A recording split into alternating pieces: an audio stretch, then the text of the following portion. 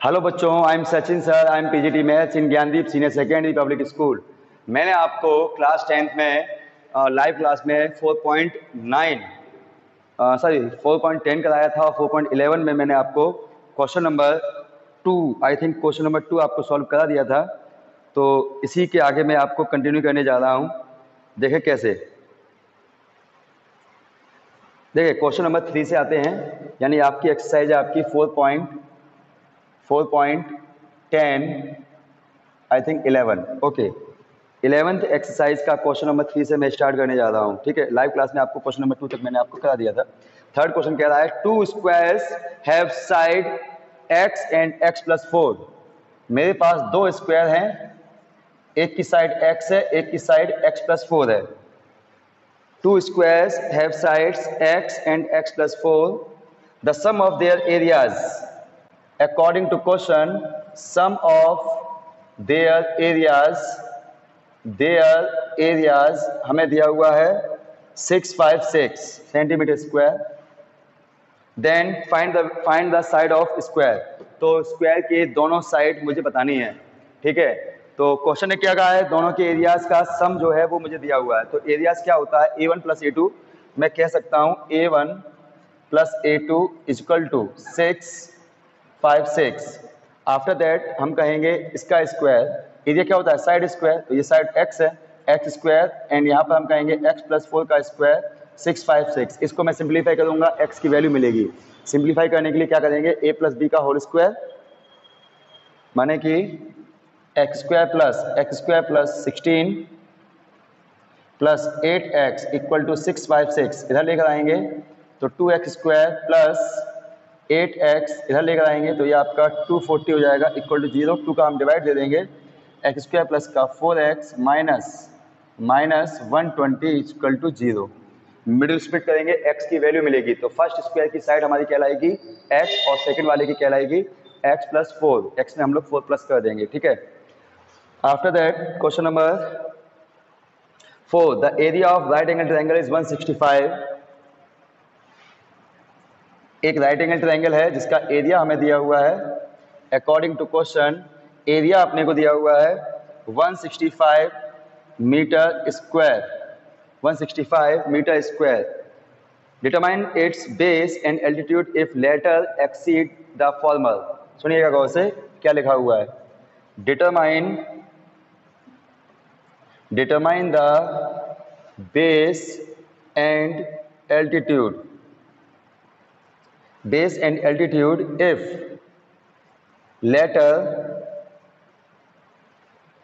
exceed the former। ठीक है, exceed the former by 7 centimetre. तो इस लैंग्वेज का मतलब क्या है ये हमें समझना होगा। चलिए देखिए, जैसा कि क्वेश्चन ने कहा हुआ है कि determine the base and altitude if latter exceeds the former by 7। Base and altitude मुझे फाइंड करना है। इफ लेटर यानी बाद वाला, लेटर माने बाद वाला। ठीक है, यानी जो एल्टीट्यूड है वो लेटर एक्सीड माने बड़ा है, कितना, 7। फॉर्मर यानी पहले वाला, किससे, बेस से। फिर सुने, altitude is exceed the base by 7। इसका मतलब इस निकल के आता है जो एल्टीट्यूड है वो बेस से 7 मोर देन है, एक्सीड है। ठीक है, तो क्या करेंगे हम लोग, सबसे पहले बेस को लेट करेंगे x और एल्टीट्यूड हमारा हो जाएगा x+7। जैसे कि मैंने आपसे कहा मेरे पास आपसे 7 रुपीज़ ज़्यादा हैं, तो पहले आपको लेट करेंगे x और फिर मेरा लेट होगा x+7। ठीक है, सेम टू मतलब इस लैंग्वेज से हमारा ये निकल के आता है कि जो एल्टीट्यूड है वो बेस से 7 मोर देन है। ठीक है, अब क्वेश्चन ने कहा है एरिया हमारा 165 है। एरिया हमारा 165 है। अकॉर्डिंग टू क्वेश्चन जो एरिया है वो हमारा 165 है। तो एरिया होता क्या है, 1/2 बेस इंटू हाइट। तो 165 तो 1/2 बेस हमारा है x और हाइट है हमारे पास x + 7 is equal to 165। After that 2 उधर ले जाएंगे, मल्टीप्लाई में चला जाएगा, ये ब्रैकेट खोल देंगे तो x² + 7x is equal to 0 3 2 230 इधर आ जाएगा तो माइनस का हो जाएगा x² + 7x minus 230 is equal to 0। ये आपका हो जाएगा क्वाड्रेटिक इक्वेशन। इसमें हम मिडिल स्प्लिट लगाएंगे और x की वैल्यू फाइंड करेंगे। ठीक है, इसके बाद क्या होगा देखें, question number 4।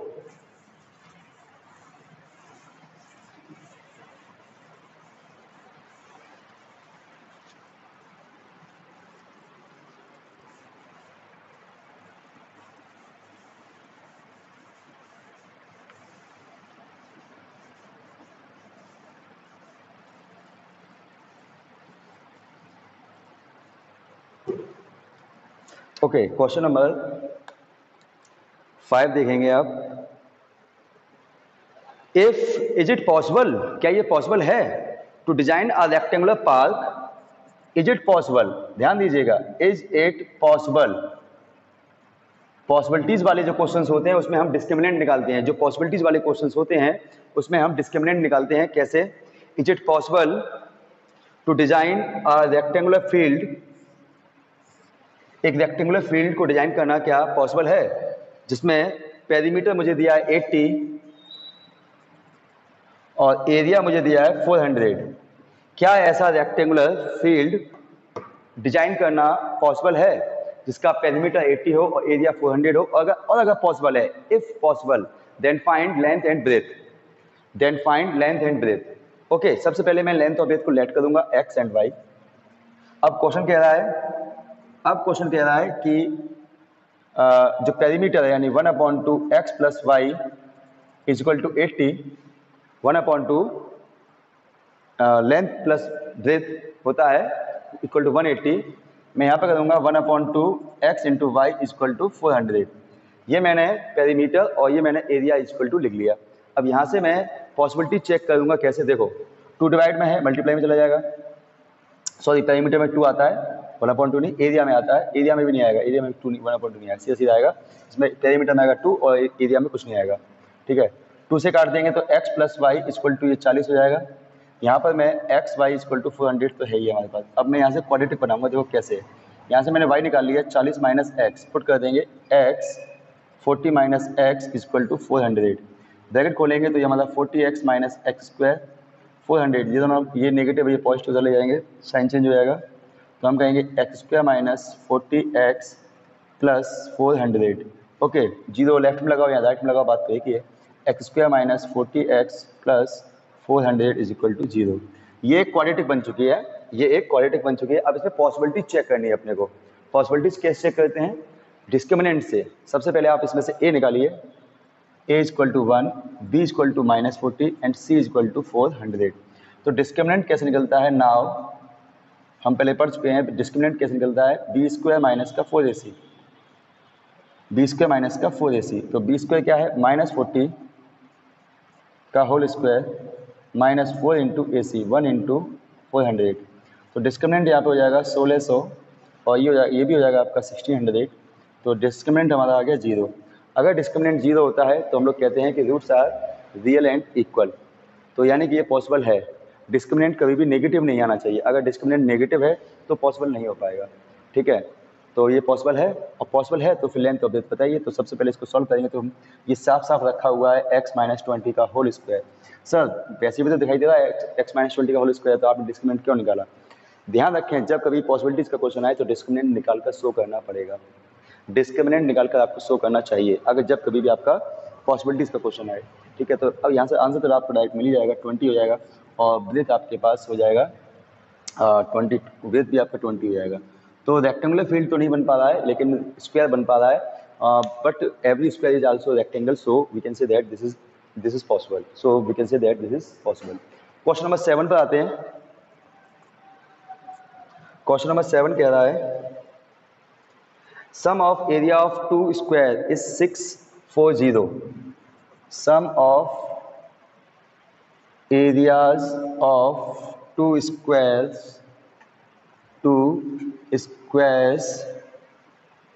Some of areas of two squares is 640 if the difference of their perimeter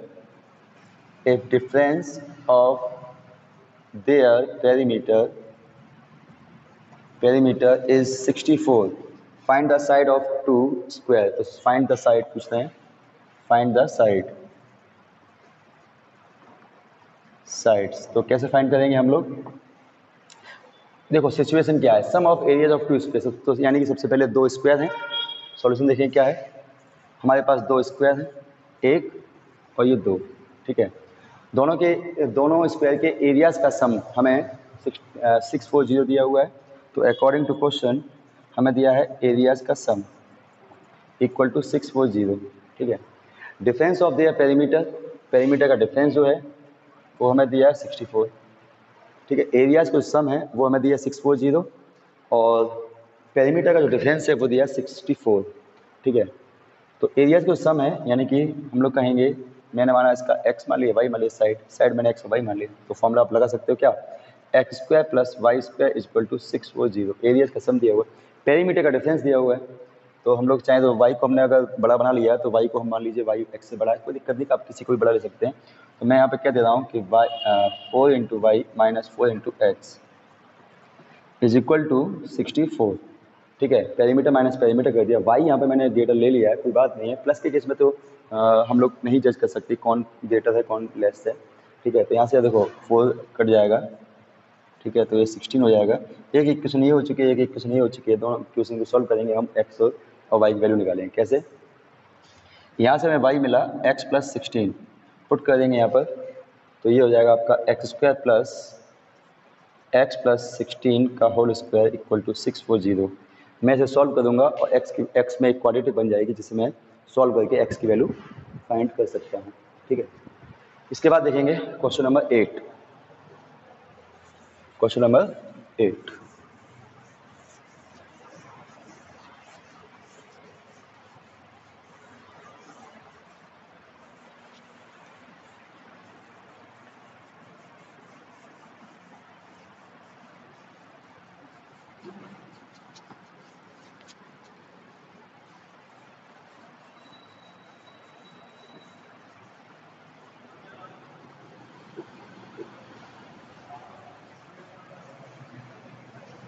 question number 8 देखेंगे हम लोग.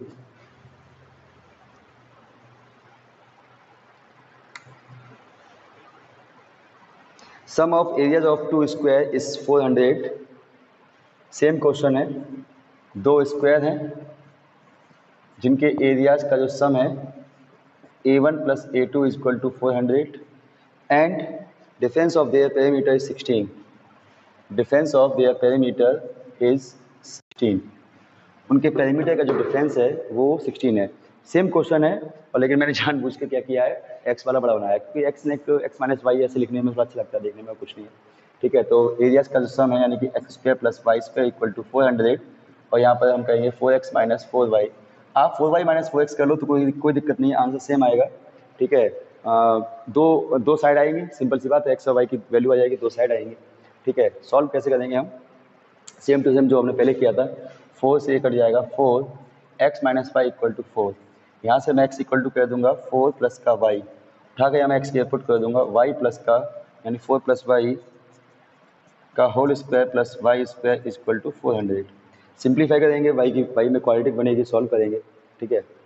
कैसे, देखो 16 + y² + y², sorry 8y + y² = 400. y² आपका 2y² हो जाएगा प्लस 8y माइनस इधर ले आएंगे तो आपका 384 = 0. 2 से आप डिवाइड दे दीजिए, y² + 4y - 192. y में क्वाड्रेटिक बन चुकी है, मैं मिडिल स्प्लिट लगाऊंगा और y की वैल्यू मुझे मिलेगी, ठीक है. इसी के साथ देखें क्वेश्चन नंबर 9. Question number 9. हाँ देखें,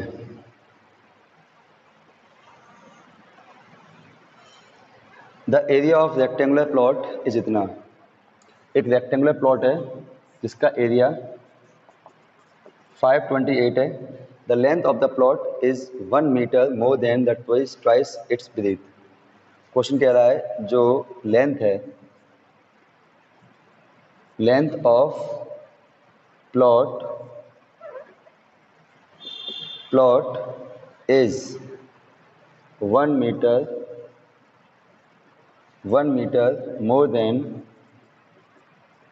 मोर than its breathe.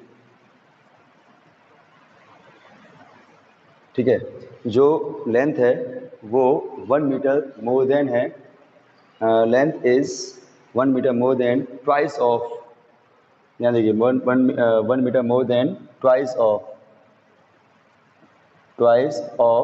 It's breadth. तो ब्रीथ है जो उसकी ट्वाइस से भी 1 मोर देन है। ओके, तो लेंथ जो है 1 मोर देन है twice of its breadth. In the sense सबसे पहले मैं इसको लेंथ ऑफ ब्रीथ लेट कर दूंगा एक्स और वाई। ठीक है, जो लेंथ है वो 1 मोर देन है ट्वाइस ऑफ इट्स ब्रीथ। जो लेंथ है वो 1 मोर देन है ट्वाइस ऑफ ब्रीथ। ठीक है, तो और हमारे पास एरिया दिया हुआ है, एरिया हमें दिया है 528, यानी एक्स वाई इक्वल टू 528। ये दोनों बातें क्वेश्चन ने कही हैं, मैं अपनी तरफ से कुछ नहीं लिख रहा हूँ, ये दोनों बातें क्वेश्चन ने कही हैं। जो लेंथ है वो ब्रेथ के ट्वाइस से भी 1 मोर देन है, तो x की जगह पे मैंने ये रख दिया, तो क्या होगा 2y + 1 y equal to 528। Simplify करेंगे 2y² + y माइनस इधर ले आएंगे 528 इक्वल टू 0। ये आपका क्वाड्रेटिक बन गया और इसको मैं सॉल्व करूँगा मिडिल स्प्लिट से, तो हमारा y की वैल्यू आ जाएगा। ठीक है, y की वैल्यू मैं यहाँ पुट कर दूंगा तो मुझे x की वैल्यू मिल जाएगी। मिडिल स्प्लिट आपको आना चाहिए बेटा, मैंने बहुत सारे क्वेश्चन आपको मिडिल स्प्लिट में सॉल्व कराए हैं, तो ये आपका काम है, विदा नहीं है। ठीक है, नेक्स्ट क्वेश्चन देखेंगे, क्वेश्चन नंबर 10। ध्यान रखें जब कभी भी पॉसिबिलिटीज़ वाला क्वेश्चन आए तो आपको हमेशा डिस्क्रिमिनेंट निकालना होता है। ठीक है, डिस्क्रिमिनेंट ही पॉसिबिलिटीज़ को चेक करता है, तो डिस्क्रिमिनेंट नहीं तो पॉसिबिलिटीज़ चेक नहीं हो सकती। ठीक है, देखें आगे क्वेश्चन कह रहा है, question number 10। In the centre of rectangular lawn, एक रेक्टेंगुलर लॉन है जिसके सेंटर में, रेक्टेंगुलर लॉन जो है वो 50/40 की है। ठीक है, rectangular pond has to be constructed, circular नहीं है, रेक्टेंगुलर है। देखिए फिर सुनिए एक बार, in the centre of rectangular lawn, एक रेक्टेंगुलर लॉन है, ये पूरा रेक्टेंगुलर लॉन है, इसके सेंटर में एक रेक्टेंगुलर पॉन्ड, एक तालाब बनाया गया, has to be constructed so that area of the grass surrounding the pond whole be 1184। जो ये घास है यहाँ पर, इसका जो एरिया है, area of grass surrounding of pond हमें दिया हुआ है 1184। तो जो तालाब है, तालाब के आसपास जो भी घास है उसका एरिया हमें दिया है 1184। ठीक है, find the length and breadth of the pond. तो सुनिएगा कैसे होगा ये, देखें, माना कि इसकी जो ये चौड़ाई है वो x और ये y है।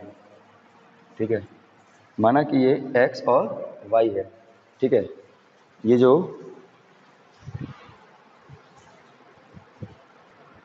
ठीक है, area of grass surrounding of pond हमें दिया हुआ है 118। देखो सराउंडिंग माने वैसे ये होता है कि चारों साइड में इक्वल होना चाहिए। ठीक है, इक्वल डिस्टेंस पर पॉन्ड बना होना चाहिए। अब ऐसा नहीं है यहाँ पर कि पॉन्ड ऐसे बना हुआ है, ठीक है, ये ऐसे नहीं बना हुआ कि ये ज़्यादा है ये कम है। सराउंडिंग का मतलब ही यही होता है कि चारों तरफ इक्वल होगा। ठीक है, तो कुल मिलाकर देखें क्या होगा, हमें दिया गया है कि इसका एरिया जो है वो 1184 है। इसका एरिया मिलेगा कैसे, बड़े वाले रेक्टेंगल का एरिया माइनस छोटे वाले रेक्टेंगल का एरिया 1184। बड़े वाले का एरिया माइनस छोटे वाले का एरिया इज़ 1184। बड़े वाले का एरिया कितना है, ये हमारा 50 इंटू 40, लेंथ इंटू ब्रेथ होता है हमारा। ठीक है, तो लेंथ हमारे पास 50 है, ब्रेथ हमारे पास 40 है। Length length into breadth minus इस छोटे वाले रेक्टेंगल का एरिया क्या होगा, सबसे पहले इसकी लेंथ निकालनी होगी। 50 में से इधर भी x आएगा, इधर भी x जाएगा, तो 50 माइनस 2x कहलाएगा और ये हमारा 40 माइनस 2x कहलाएगा। 40 में से देखो x इधर गया, x इधर गया, तो आपका 40 माइनस 2x ब्रेथ हो गया 40 माइनस 2x और लेंथ हो गया 50 माइनस 2x। एक बार फिर समझ लो, x इधर से कम हुआ, x इधर से कम हुआ, तो 50 माइनस का 2x, ये हो गया 50 माइनस 2x। ये 40 था, x इधर कम हुआ, x इधर कम हुआ, ये हो गया 40 माइनस का 2x। तो लेंथ इंटू ब्रेथ ये हो गया हमारे पास 1184। सॉल्व करेंगे, ये आपका 2000 हो जाएगा, माइनस ये मल्टीप्लाई करेंगे, ये आपका 2000 minus 100x, I think okay 100x minus 80x plus 4x square is equal to 1184। Bracket खोलेंगे तो 2000 माइनस 2000 और ये आपका 180x हो जाएगा और माइनस का 4x स्क्वायर हो जाएगा, ये प्लस का हो जाएगा इक्वल टू 1184। ये तो कट गया, ठीक है, इसको उधर ले आएंगे, इन दोनों को उधर ले चलो।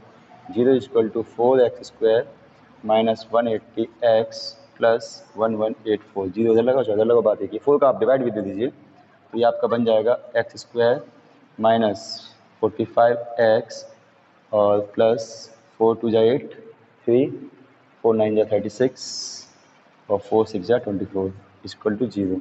ये आपका बन गया एक क्वाड्रेटिक इक्वेशन। इसको हम सॉल्व करेंगे मिडिल स्पीड से और x की वैल्यू मिलेगी, ठीक है। x की वैल्यू को आप क्या करेंगे, 50 में से माइनस करेंगे 2 बार, ठीक है, तो आपको पॉइंट का लेंथ मिल जाएगा और 40 में से 2 बार माइनस करेंगे तो आपको पॉइंट का ब्रेथ मिल जाएगा, ठीक है। तो ये आपका क्वेश्चन नंबर था आई थिंक 10।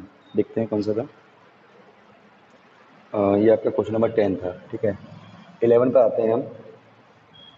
11 क्वेश्चन नंबर कह रहा है, 11 इसमें नहीं है, शायद है ही नहीं है एक्सरसाइज में, ठीक है। तो 12 पर आते हैं हम लोग, एक बार देख लेते हैं कि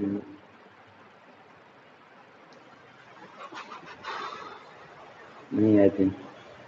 एक्सरसाइज अब हम लोग आते हैं 12 पर, ठीक है। एक्सरसाइज 12 पर आते हैं, खोल लो बेटा।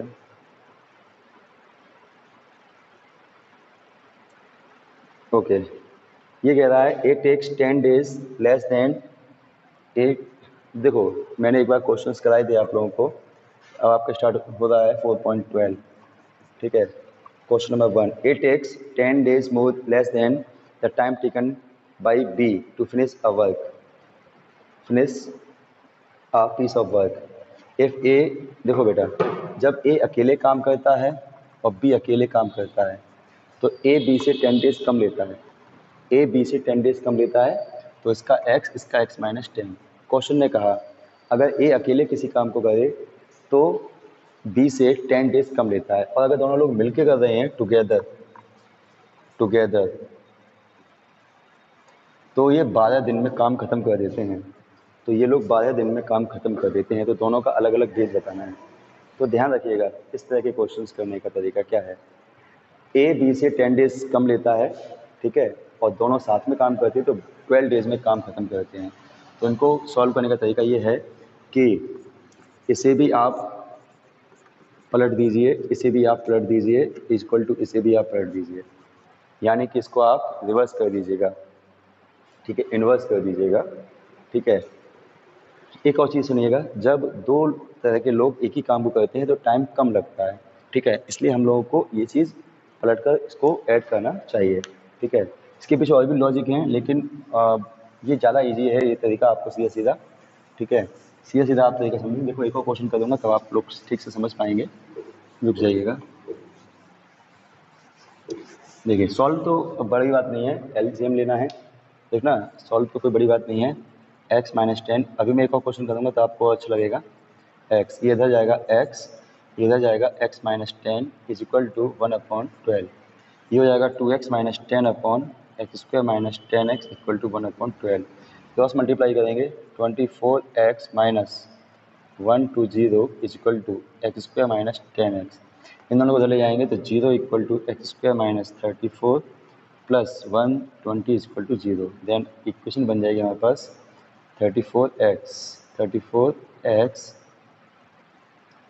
34x plus 120 is equal to 0। ठीक ना, एक और देखेंगे आप। Question number 2, if two pipes function simultaneously reservoir will be filled in 12 hour. दो पाइप हैं, अगर वो टुगेदर भरते हैं तो वो 12 आवर में भर देते हैं। ठीक है, अगर वो टुगेदर किसी एक रिजर्वर को भरते हैं तो 12 आवर में भर देते हैं। अगर अकेले अकेले भरते हैं तो जो फर्स्ट वाला है वो सेकंड वाले से 10 आवर जल्दी भर देता है। फिर सुनो, मान लीजिए एक बड़ा सा टैंक है, दो नल है। एक बड़ा सा टैंक है, दो नल हैं। अगर एक साथ चला देते हैं तो 12 आवर में टैंक भर जाता है। और अगर अलग अलग उसे चलाते हैं तो क्या होता है, फर्स्ट वाला सेकंड वाले से 10 आवर फास्टर जल्दी भर देता है। तो इसका x माइनस 10 यानी 10 आवर जल्दी भरने का मतलब है वो 10 आवर कम लेता है। ठीक है, 10 आवर फास्टर का मतलब है कि जो भी टाइम x का है वो उससे 10 आवर लेस लेता है। तो इस सिचुएशन को हम लोग कैसे सॉल्व करेंगे, 1/x plus 1/x minus 10 equal to 1/12। बस आप ये याद रखिए, जब दो तरह के लोग एक ही काम कर रहे हैं तो आप इस तरीके को अपनाएंगे। एक और देखेंगे बिल्कुल same to same. Water taps together can fill a tank.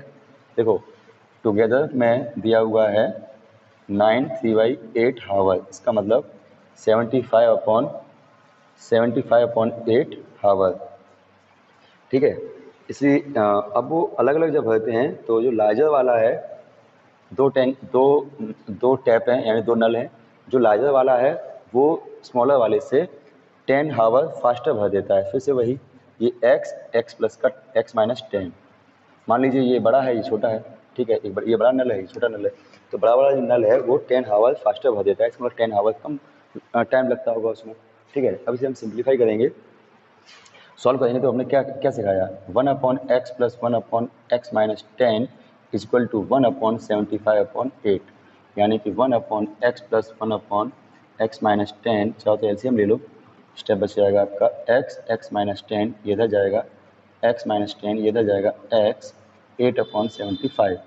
ठीक है, ये आपका हो जाएगा 2x minus 10/2x x square minus 10x equal to 8/75। Cross multiply करेंगे, क्वाड्रेटिक बन जाएगी और फिर मिडिल स्पीड लगा हम x की वैल्यू फाइंड आउट कर लेंगे। ठीक है, सेम टू सेम देखो क्वेश्चन नंबर 4 भी है, बिल्कुल सेम वर्क है। देखें क्या, यहीं पर देखो करते हैं, 4 ही क्वेश्चन है इस एक्सरसाइज में। ठीक है, सॉरी 5 है, 5 क्वेश्चन, 5 क्वेश्चन सेम है बेटा। 4th क्वेश्चन देखो पहले तो। 5वां क्वेश्चन क्या है, to fill a swimming pool two pipes are used if the pipe of larger diameter used 4 hour and एक सेकंड ना, कम है। 2 pipes running together can fill a tank in 11 1/9 minute. किसी टैंक को 2 पाइप मिलकर जब भर देते हैं तो फिर 11 1/9 मिनट्स में भर देते हैं टुगेदर का टाइम दिया है इतना, यानी कि ये 100/9 हो जाएगा। टुगेदर का टाइम दिया है इतना मिनट। लेकिन जब अकेले अकेले भरते हैं तो फर्स्ट पाइप जो है 5 मिनट, यानी फर्स्ट वाला जो है सेकंड वाले से 5 मिनट टेक मोर, यानी कि ये फर्स्ट वाला सेकंड से 5 मिनट ज़्यादा लेता है तो सेकंड वाला मैंने x कर दिया। ये x प्लस का कितना मिनट है, 5 मिनट है। ठीक है, फिर सुनो, 2 पाइप हैं, किसी एक ही टैंक को जब भरते हैं तो 11 1/9 मिनट्स लेते हैं। लेकिन वो अकेला पाइप फर्स्ट वाला अगर अकेला भरे और सेकंड वाला अकेला भरे तो फर्स्ट वाला जो है 5 मिनट ज़्यादा लेता है सेकंड वाले से। तो हमें बताना है कि दोनों का अलग अलग टाइम क्या होगा। तो वेरी इजी है कि हमने क्या कहा है, तीनों को पलट कर आप प्लस करो, 1/x प्लस 5 इक्वल टू 1/100/9। 9 ऊपर ले जाएंगे तो ये 9/100 हो जाएगा। सिंप्लीफाई करेंगे तो ये x प्लस 5 ये इधर जाएगा, x प्लस 5 प्लस x हो जाएगा इज इक्वल टू 9/100। ठीक है, तो 2x प्लस का 5/x स्क्वायर प्लस का 5x equal to 9/100। Cross multiply करेंगे, 200x plus 500 is equal to 9x square plus 45x। Okay, solve करेंगे तो क्या आएगा, ये उधर जाएगा तो हम लोग कह सकते हैं 9x² माइनस ये उधर जाएगा तो फिर 245 माइनस 200 तो 155 हो जाएगा, माइनस 155 एक्स, और ये भी आएगा तो माइनस का 500 जीरो, तो जीरो इधर हो चाहे उधर हो, बात एक ही है। तो 9x² minus 155x minus 500 equal to zero, ये आपकी मिडिल स्पीड लग जाएगी और माइनस करने पर मुझे 155 लाना होगा। तो ओवरऑल बात ये निकल के आती है, ये एक्सरसाइज जो आपकी है इसमें क्या सिखाया गया है कि जब दो तरह के लोग एक ही काम कर रहे हो तो उनको पलट कर प्लस किया जाना चाहिए। मैं देखो एक चीज़ बताऊँगा आपको, देखो मान लीजिए एक पेंसिल आती है 5 रुपये की, एक पेन आता है 10 रुपये का, ठीक है। मैंने कहा दोनों मिला के लें, मिला के दोनों चीज़ें खरीदें तो क्या होगा, तो दोनों को सीधा सीधा प्लस कर लेंगे 15। एक पेन आता है 5 रुपये का, एक पेंसिल आती है 10 रुपये की, ठीक है। सॉरी, एक पेंसिल आती है 5 रुपये की, एक पेन आता है 10 रुपये का, अगर दोनों खरीदनी है तो क्या होगा, सीधे सीधे प्लस करेंगे। लेकिन अगर कोई काम करने वाला चीज़ हो, जैसे कि एक आदमी अकेले काम करता है तो 8 दिन में कर पाता है, और दूसरा आदमी करता है 10 दिन में कर पाता है। एक आदमी, फर्स्ट वाला आदमी किसी काम को 8 दिन में कर लेता है, और वही काम दूसरा वाला आदमी 10 दिन में कर लेता है। अगर ये कहा जाए कि दोनों मिलके काम करें तो कितने दिन में कर पाएंगे, ठीक है। देखो मैं आपको एक बहुत अच्छी चीज़ सिखाने जा रहा हूँ, ठीक ना। जस्ट सपोज एक आदमी 8 दिन में किसी काम को ख़त्म करता है, दूसरा आदमी 10 दिन में काम ख़त्म करता है। अगर दोनों मिलकर इस काम को करें, उसी काम को करें तो क्या होगा, तो कितने दिन लगेंगे। तो उनको बेटा पहले तो आप पलट कर उल्टा करके, यानी कि रिवर्स करके, कन्वर्स करके आप उसे ऐड करो, ठीक है। तो ये आपका कितना आएगा 40, 5 + 4 9/40, लास्ट में फिर पलट दीजिए तो 40/9, इसे आप फिर से पलट दीजिए। तो जो RHS में जो 1 करते हैं ना, इसका मतलब ये इसे पलटा गया है। देखो इसको पलट दिया, इसको पलट दिया, और जो आंसर आया है उसे फिर उसे पलटा गया है, ठीक है। इसका मतलब यही है कि उसका इन्वर्स निकाला गया, इन्वर्स, यानी कि मैंने देखो इसको उल्टा किया, इसका इन्वर्स निकाला, इसका इन्वर्स निकाला, जो आंसर आया उसका भी इन्वर्स किया गया है, ये शो कर रहा है। यहाँ पे इन्वर्स क्यों किया गया है, कि लास्ट में भी मुझे इन्वर्स करना होता है। दैट मीन्स अगर वो दोनों मिलकर उस काम को करेंगे तो 40/9 डेज लगेंगे, यानी कि 9 4 जा कितना टाइम लगेगा, ठीक है। अगर एक आदमी 8 दिन में काम करता है, एक आदमी किसी एक काम को 8 दिन में ख़त्म करता है और दूसरा आदमी उसी काम को 10 दिन में ख़त्म करता है, तो दोनों मिलकर 4.4 डेज में ख़त्म करेंगे। तो एक लॉजिक है ये, ठीक है। इसको आप अपने दिमाग में रखिए, इसी बेस पर ये क्वेश्चंस किए गए हैं, ठीक है। तो ये आपका 4.12 हो चुका है। 4.13 लास्ट एक्सरसाइज इस चैप्टर की ख़त्म करेंगे, और फिर उसके बाद सिलेबस के अकॉर्डिंग, जो बोर्ड से सिलेबस आया है उसके अकॉर्डिंग हम लोग सिलेबस को स्टार्ट करेंगे, ठीक है।